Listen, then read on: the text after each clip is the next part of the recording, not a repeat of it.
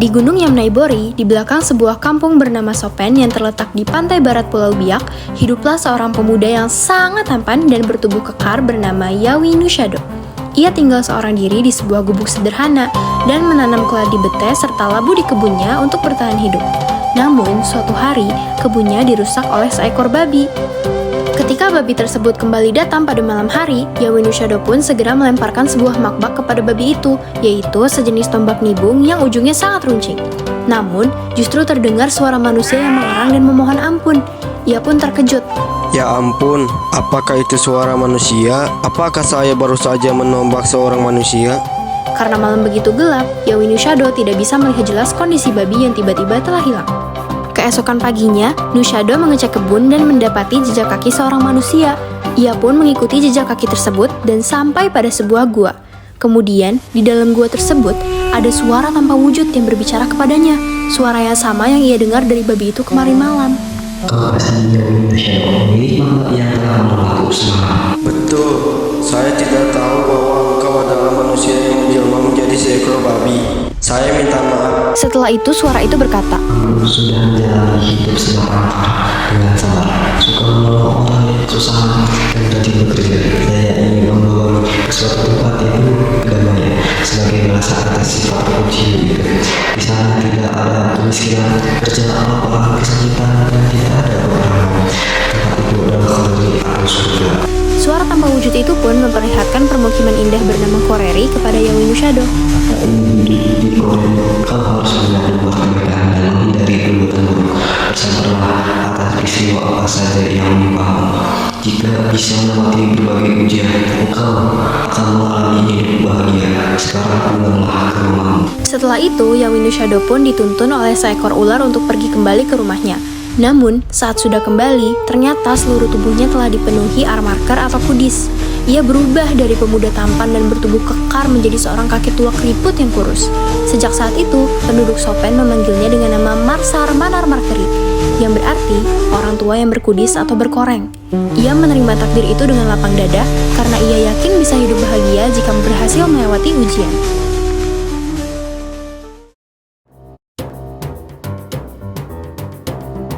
Pada suatu hari, Manawir, kepala kampung Sopen, menjanjikan hadiah kepada siapapun warga yang berhasil menangkap seekor mansuar, burung kasuari yang hidup bersama seorang gadis cantik yang tinggal di kampung Mansuar Bori.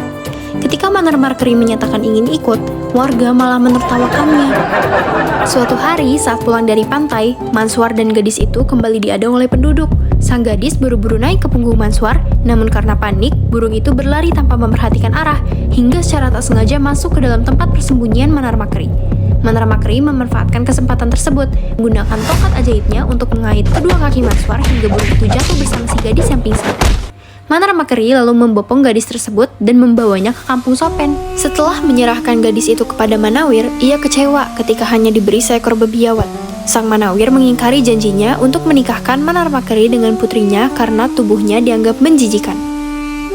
Manar Markeri lalu menyerahkan babiawat itu kepada Keret atau marganya untuk disembelih dalam pesta bakar batu.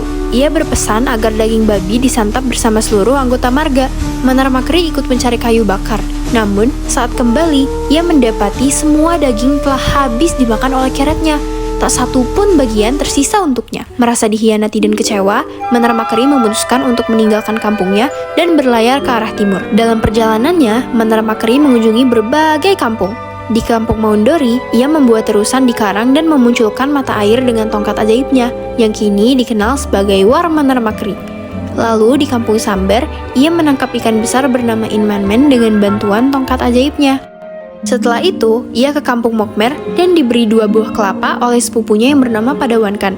Satu di antara kelapa tersebut sudah bertunas. Manar Markeri melanjutkan perjalanan dan sampai pada sebuah kampung bernama Mokbundi. Ia menanam kelapa itu yang tumbuh dan berbuah ajaib dalam sehari. Sampai suatu ketika, Manar Markeri mendapati bahwa nira kelapanya selalu habis.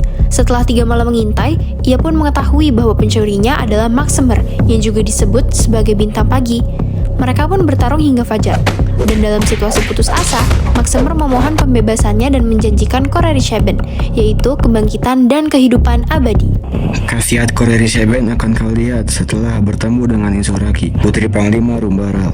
Apabila bertemu dengannya, petiklah buah bitanggut dan lemparkan ke laut. Kau akan melihat sesuatu terjadi pada Insoraki, dan itulah keajaiban Korerishaben. Maka keesokan harinya, Manar Makri menyusuri pantai dan melihat sekelompok gadis sedang mandi. Ia mengenali Insoraki di antara mereka. Ia pun memanjat pohon dan memetik buah bitanggur, kemudian melemparkannya ke laut. 3 kali ia melempar, 3 kali pula buah itu terbawa ombak dan menyentuh dada Insoraki. Meski merasa ganjil, namun gadis itu tidak terlalu memikirkan, dan ia pun pulang ceria bersama teman-temannya. Sesampainya di istana, Insoraki langsung tertidur. Namun, keesokan harinya, Insoraki mengalami gejala-gejala yang mengkhawatirkan. Ternyata, Insoraki hamil. Kabar ini menggemparkan istana. Panglima Rumbarak dan istrinya, orang tua Insoraki, hanya bisa menangisi nasib putrinya. Pada suatu malam, Panglima Rumbarak bermimpi didatangi oleh seorang laki-laki tua berjubah putih yang membelakanginya. Ia berpesan kepada Panglima Rumbarak. Wahai Panglima Rumbarak, kamu tidak perlu risau memikirkan siapa ayah anak yang sedang dikandung putrimu.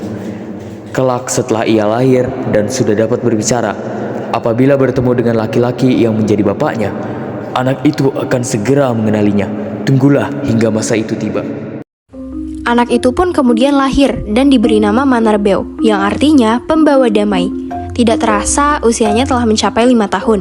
Suatu hari, Manarbeo terjatuh dari tangga dan menangis. Ketika Insoraki berusaha menenangkannya, Manarbeo tidak kunjung berhenti menangis dan justru menanyakan siapa ayahnya. Siapa ayahku, Ibu? Ayahku di mana? Mengapa aku tidak punya ayah seperti teman-teman yang lain? Hal ini terus berulang. Manarbeo selalu menanyakan tentang ayahnya ketika ia menangis. Insoraki pun bingung karena anaknya kunjung menanyakan hal tersebut secara terus-menerus. Ia pun menemui ayahnya dan bertanya apa yang harus ia lakukan. Bapak, sudah berkali-kali Manarbeo bertanya kepadaku tentang ayahnya. Saya bingung harus bagaimana menjawabnya. Apa yang harus saya lakukan, Pak? Panglima Rumbarak pun teringat pesan laki-laki tua yang ia temui di mimpinya, bahwa ketika Manarbeo sudah bisa berbicara, ia akan langsung mengenali ayahnya jika bertemu. Hal itu berarti ayah Manarbeo bukan dari istana. Panglima Rumbarak pun memerintahkan orang-orang di istana untuk mengadakan war atau pesta tari. Semua masyarakat di kampung-kampung diundang untuk hadir. Di pesta ini pun diadakan arak-arakan yang akan diikuti oleh laki-laki yang dibagi menjadi kelompok-kelompok agar memudahkan Manarbeo mengenali ayahnya. Saya yakin sebelum pesta berakhir, Manarbeo sudah menunjukkan laki-laki yang menyebabkan Insoraki hamil, kurang lebih 6 tahun yang lalu. Pesta pun dimulai, dan Manarbeo duduk bersama keluarganya, yaitu Panglima Rumbarak, istrinya, adik Insoraki yang bernama Sanarero, dan Insoraki. Insoraki berpesan kepada anaknya agar ia memperhatikan setiap kelompok yang lewat dalam arak-arakan. Kelompok pertama yang lewat berisi pemuda lajang, namun Manarbeo tetap diam. Begitu pula saat kelompok kedua lewat, yaitu para pria muda yang sudah menikah, dan kelompok ketiga yang terdiri dari pria setengah baya beristri dan punya banyak anak. Insoraki pun mulai cemas, karena Manarbeo belum juga bereaksi. Saat kelompok keempat yang berisi pria tua renta muncul, Manarbeo tiba-tiba selingukan dan menunjuk seorang lelaki tua penuh kudis. Ibu, itu ayah. Mendengar itu, Insoraki terkulai di lantai dan pingsan. Sementara Yawinu Shadow yang masih berwujud Manar Makri terharu. Ternyata inilah keajaiban Korerishaben yang diberikan Maxemer. Buah bitanggur yang ia lemparkan ke laut dan mengenai dada Insoraki telah menyebabkan gadis itu hamil, melahirkan Manarbeo yang sedang menghampirinya dan memeluknya. Bolehkah saya tahu nama ayah? Mengapa kulit ayah penuh dengan kudis? Anakku, ayah dipanggil oleh orang-orang dengan nama Mansar Manar Makeri karena ayah sudah tua dan kulit ayah penuh dengan kudis. Apakah kamu tidak jijik dengan ayah? Tidak, ayah. Manarbeo menghadap Panglima dan menjelaskan bahwa Manar Makri adalah ayahnya. Panglima bertanya apakah Manarbeo jijik dengan ayahnya yang penuh kudis, tetapi Manarbeo tegas menjawab tidak. Yakin akan kebenarannya, Panglima memerintahkan Sanarero untuk mempersiapkan pernikahan Insoraki dengan Manar Makri. Sanarero bertanya apakah ada cara lain, tapi keputusan Panglima sudah final dan tidak bisa diganggu-gugat. Setelah pesta pernikahan, penduduk Mokuni memutuskan untuk pindah ke Pulau Yapen dan mengajak Panglima serta keluarganya, kecuali Insoraki, Manar Makri, dan Manarbeo yang tidak diizinkan ikut. Insoraki sedih, sementara Panglima menitipkan anak dan cucunya kepada Manaramakeri. Adik Insoraki, Sanarero, merasa kasihan dan memilih untuk tetap di Mokbundi. Semua yang lain berangkat ke Yapen. 4 orang itu pun terkejut saat kembali ke istana dan mendapati bahwa Mokbundi sudah hancur. Tanpa sepengetahuan Panglima Rumbarak, penduduk melampiaskan amarah kepada Manaramakeri dengan merusak seluruh Pulau Wundi. Sumur ditimbun, perahu dipecahkan, rumah dihancurkan, pohon kelapa ditebang, dan api dipadamkan. Sejak itu, pulau itu disebut sebagai Mokbundi, dari kata Meos Kobur Indi yang berarti pulau yang ditinggalkan. Lalu dikenal sebagai Meos Wundi atau Pulau Wundi. Manaramakeri pun berbicara berdua dengan Sanarero. Sanasero, maukah engkau membantuku mengembalikan kehidupan yang telah hancur di Pulau Wundi ini? Tentu saja, akan tetapi, apa yang dapat kau lakukan dengan keadaan seperti sekarang ini? Sumur-sumur telah ditimbun, pohon kelapa telah ditebang, rumah sudah dibakar, bahkan unsur api pun sudah dipadamkan. Jangan berputus asa, Sanasero. Selagi kita mau berusaha, jalan keluar pasti selalu ada. Sekarang, pulanglah. Tolong jaga Insoraki dan Manarbeo. Biarkan saya yang bekerja. Manaramakeri menancapkan tongkat ajaibnya ke tanah, lalu keluar air deras yang menjadi sumur baru. Ia pun menanam kelapa bertunas yang ia dapat dari sepupunya di kampung Mokmer, dan dalam sehari, pohon itu tumbuh besar dan berbuah. Ia berupaya untuk membangun kembali Mokbundi dengan bantuan tongkat ajaibnya. 3 bulan pun berlalu. Suatu hari, Insoraki yang sudah mulai berseri kembali ingin pergi ke pantai. Sesampainya di sana, ia melihat begitu banyak pohon kelapa, tanaman, sumur, dan kembali ada permukiman dengan rumah-rumah yang berdiri tegak. Orang-orang berlalu lalang di sana. Insoraki bertemu adiknya dan bertanya, Sanarero, orang-orang itu datang dari mana? Bukankah semua orang telah pindah ke Pulau Yapen? Mereka nelayan-nelayan dari pulau seberang yang tiba di sini 2 bulan lalu. Sekarang mereka adalah penduduk Mokbundi. Mereka tiba ketika saya dan Manaramakeri membenahi tempat ini. Manaramakeri memiliki keajaiban. Ia bisa melakukan banyak hal dengan tongkat ajaibnya. Dia pun bisa menanam pohon kelapa yang bisa tumbuh cepat dalam sehari saja. Seiring berjalannya waktu, penduduk Mokbundi semakin bertambah, dan pulau itu lambat laun kembali sejahtera. Manaramakeri pun membuatkan kembali istana kecil untuk Insoraki. Insoraki nyaman tinggal di sana. Penduduk di sana pun tahu bahwa Manaramakeri lah yang membenahi pulau itu, sehingga dengan sendirinya ia dilakukan sebagai Manawir Mokbundi. Manaramakeri pun kembali berkebun dan menanam seperti saat ia masih sebagai Yawi Nushado. Suatu hari, Manaramakeri pamit kepada Manarbeo, Insoraki, dan Sanarero. Ia hendak pergi ke Pulau Kaweri selama 3 hari. Insoraki masih membenci wujud suaminya yang tua dan berkudis. Meskipun ia telah merasakan besarnya kesabaran, kepedulian, dan kasih sayang darinya, tetapi ia tetap senang suaminya pergi. Namun, setelah hampir sepekan Manaramakeri tidak kunjung kembali, Insoraki mulai merasakan kerinduan, cemas, dan gelisah.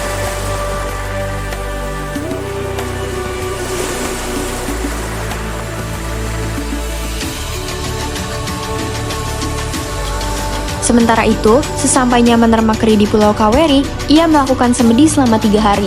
Kemudian, ia pun membuat tumpukan kayu lalu membakarnya, dan muncullah kobaran api. Lalu, ia loncat ke kobaran api itu hingga apinya menjadi semakin besar. Kemudian, setelah beberapa saat, dari kobaran api tersebut muncul seorang pemuda yang tampan dan kekar. Manaramakeri telah kembali menjadi Yawi Nushado. Insoraki menunggu bersama Manarbeo di Mokbundi, kemudian melihat seorang pemuda tampan berlayar ke arah mereka. Manarbeo pun berlari ke ayahnya dan berseru menyambut sang ayah. Sanarero dan Insoraki bingung, karena itu bukan Manaramakeri. Sanarero bertanya kepada pemuda itu, Selamat datang di kediaman kami. Jika boleh tahu, siapa gerangan Tuan? Saya Yawi Nushado, ayah Manarbeo. Tuan, saya Sanasero, paman Manarbeo, dan ini ibunya, Insoraki. Kami tahu siapa ayah Manarbeo. Anda benar, tapi saya tidak bohong. Yawi Nushado dan Manaramakeri adalah satu orang yang sama. Sanarero dan Insoraki kebingungan. Mereka pun memutuskan untuk kembali ke istana. Dan di sana, Yawi Nushado menjelaskan semua yang telah dialaminya. Bagaimana ia berubah dari seorang pemuda tampan kekar menjadi seorang kakek-kakek tua. Insoraki dan Sanarero pun mengerti. Insoraki tersipu malu, menyadari bahwa ternyata suaminya sangat tampan.